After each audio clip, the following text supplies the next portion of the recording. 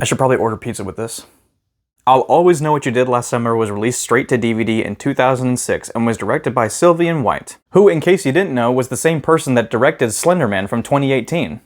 We're off to a great fucking start, aren't we? The film takes place in Colorado, of all places. Say what you will about the second film's location, but at least it took place where there actually was water present. Anyway, we have a group of kids who I couldn't give a less of a fuck about. They're celebrating 4th of July, and one of the kids decides to dress up as the Fisherman for a prank, which leads to an accidental killing of one of the main friends. And in typical I Know What You Did Last Summer fashion, they decide to make a pact and never tell the authorities. And 1 year later, the actual Fisherman makes a return and starts killing the citizens of Colorado. And that's it. That is the entire plot.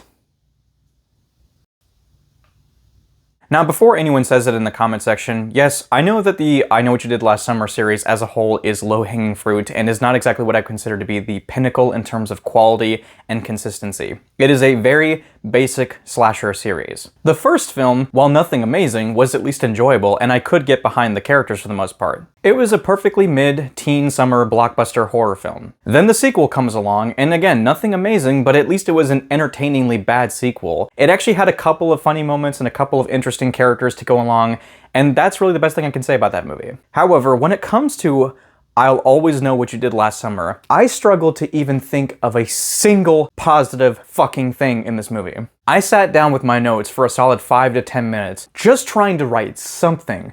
Is there even something that's worth talking about? And the only positive I could come to was a positive that's not even related to the movie specifically. It's an indirect positive. And that's the fact that I got my buddy Chris Brock to endure this piece of shit with me. So at least in that sense, I can at least say that it was entertaining only because I had a friend to torture along with me. So Chris, if you're watching this, man, I hope you know that I appreciate you. And guys, please go ahead, go down below in the description, give him a follow, give him a sub, because my fucking god, I would have fallen asleep if he was not there making jokes and quips alongside me. So Chris, thank you very, very much, man. I really appreciate it. I'm just gonna go ahead and say this right now. This will not be my traditional review format. This is gonna be what I would consider to be a full-on unashamed bitch fest. Let's just go ahead and tear this thing apart and let's see where it goes. We're not even gonna talk about the characters just yet because we'll get into them in their own section. This film is so ugly to look at. I know that this was a straight-to-DVD film, and it definitely shows. Considering that this movie had an actual budget, and it still ended up looking as bad as it did, holy shit.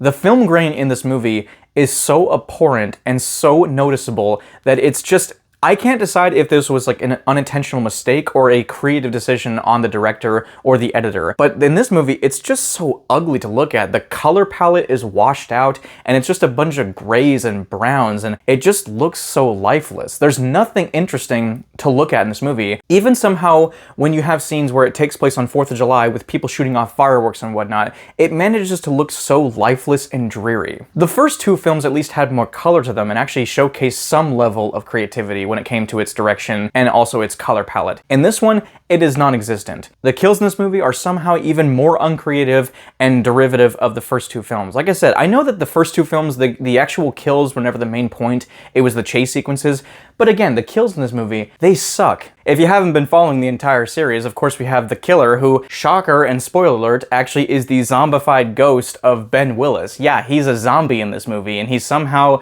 is alive, and he's now a zombie, and he just looks so terrible. And granted, you know, it is kind of cool because he's played by Don Shanks this time around, the same person who played Michael Myers in Halloween 5, so that's kind of cool. They try to use like an actual, like, what do you call those things, like a ripper blade or like, you know, like a grinder on Ben Willis, and it actually works initially, but for some reason he's still able to survive that, so I guess you just can't kill the ghost of Ben Willis. More to the point, why is Ben Willis even here in the first place? I mean, granted, it makes no fucking sense that this movie takes place in Colorado of all places, but like, why is Ben Willis here? It's just so bizarre. Did they even watch the original two films when they were making this piece of shit? So we've talked about the kills, we've talked about the cinematography, we talked about the color filtering, however, none of that, absolutely none of that compares to the awful characters in this movie. There is not, and I mean no exaggeration, a single likable or memorable character in this entire fucking movie. They are all wooden, unconvincing, hollow, and just completely soulless. And what's worse than that is that all of them are despicable for one reason or the other. In the first movie, the characters felt some sort of remorse for running over the actual fisherman in the first movie, and you can tell it genuinely tore them apart. In this movie, when you have the characters who commit this stupid-ass prank where they actually dress up as the fisherman, and then one of the friends actually is impaled by this tractor as an accident, none of them show really any remorse except for one character who shows up for their graveside. In the first movie, you can kind of infer that they just felt guilty over killing a stranger. In this movie, they get one of their own friends killed, and not a single one of them, besides that one friend I was talking about, gives a single shit about this. They actually should feel even more guilty because they killed a friend, and yet they just don't for some reason. The characters in this movie are terrible. They're all unlikable, they are not memorable. I cannot even remember any of their names, and I watched this movie just a couple of days ago. That is how forgettable these characters are. I know that I often say this about a lot of movies, like where I say that the actors, sometimes I feel like they're sleepwalking throughout the movie, but in this movie, it feels like it's the truth. I'm so sorry to any of the actors and actresses in this movie. I'm sure you guys tried your best given the material, but they just do not bring anything. There is nothing to like about these characters. There is no depth to them, there's no growth, there is no character, there's no personality to them. They are just literally a blank slate. I don't mean to get so fucking overheated, but even when I was watching this movie with my buddy Chris Brock, it was just a painful experience. The movie is just so dull and colorless and lifeless to look at that it just made the experience dreary and boring to get through. It was a movie that only lasted, I think, about an hour and 30 minutes, but it felt like an eternity to get anywhere in this movie. Some movies actually can be an hour and a half and feel like 3 hours in a good way. And other times, a movie can be an hour and 10 minutes, and depending on the pacing, it can feel like an eternity. And the worst part about it is that this film doesn't even feel like it's supposed to be an I Know What You Did Last Summer movie. I know that it's set in Colorado and whatnot, but like, this feels like a generic 2000 slasher film that they just basically were about to shit out into the public, but then they decided at the last minute to make it into an I Know What You Did Last Summer movie. Oftentimes, studios actually will release a movie in an attempt to not lose the rights to a franchise, and that's how this feels. It feels like a movie that they just pushed out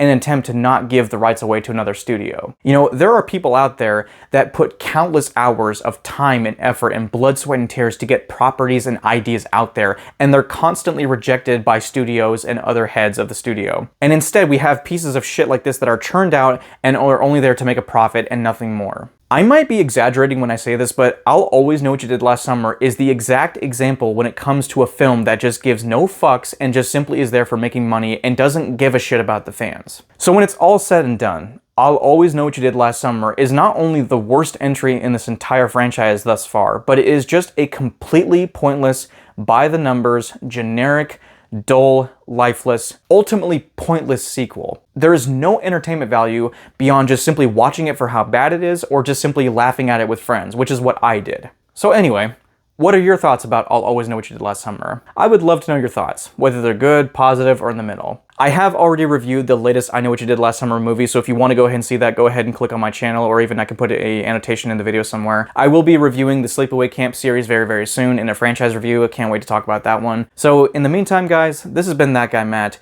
Thank you for watching this series, and until my next review, I will see you guys all in the next one. And until then, I hope you all take care. It is time for me to go get pizza, because I can't stand this shit.